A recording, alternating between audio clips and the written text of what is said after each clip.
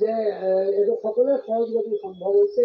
কিন্তু আমি কৰ্মকৰ্তাসকলৰ পৰা জানিব পৰা মতে 9.5 লাখ টিকট যদিও কৰিছিলে, প্ৰায় 10 লাখৰ ভিতৰতহে টিকটটো বিক্ৰী হ'ল।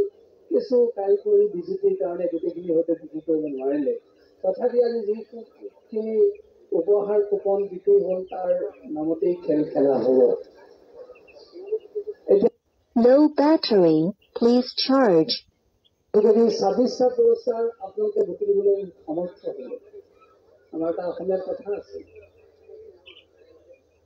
7টা বেটাল হাতী টানে এফালে আৰু কপালখনে টানে এফালে। গতিকে কাৰোবাৰ ভাগ্যত হয়তো 26টাৰ ভিতৰত এটা ফুলিবও পাৰে, কিন্তু নুফুলিবও পাৰে। কাৰণ 8 লাখ বা 10 লাখ উপহাৰ কুপন ক্ৰেতাসকলে সকলোকে পোৱাটো সম্ভৱ নহয়। তাৰ মাজত 26 জনেহে পাব। কিন্তু কোনো কাৰণতে সেই নোপোৱাসকলে দুখ নকৰিব।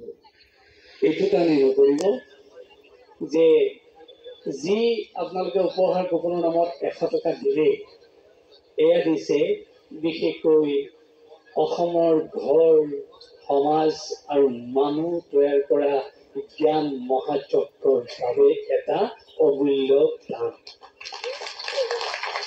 এয়া কেতিয়াও যোগাত্মক ধন বুলি নাভাবিব, এয়া যোগাত্মক ধন। পুৰস্কাৰ পালেতো পালেই, আৰু পুৰস্কাৰ পালে আমি কৈ আছো তুলকান্ত বৰা ডাঙৰীয়াক, যিকেইগৰাকীয়ে ভাল গাড়ীকেইখন পাব প্ৰথমতে আমিয়ে উঠিম। কিন্তু নাপালেও আপোনালোকে এইটো যোগাত্মক ধন বুলি কেতিয়া নাভাবিব। আমি আকৌ কৈছো, সমাজ, ঘৰ, মানুহ সৃষ্টি কৰাৰ কাৰণে এই জ্ঞানযজ্ঞ নিৰ্মাণত আমি সকলো ব্ৰতী হৈছো।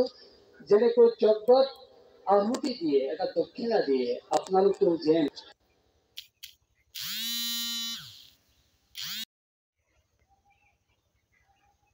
সেই দক্ষিণা বুলি তাক গণ্য কৰে, আহুতি বুলি গণ্য কৰে।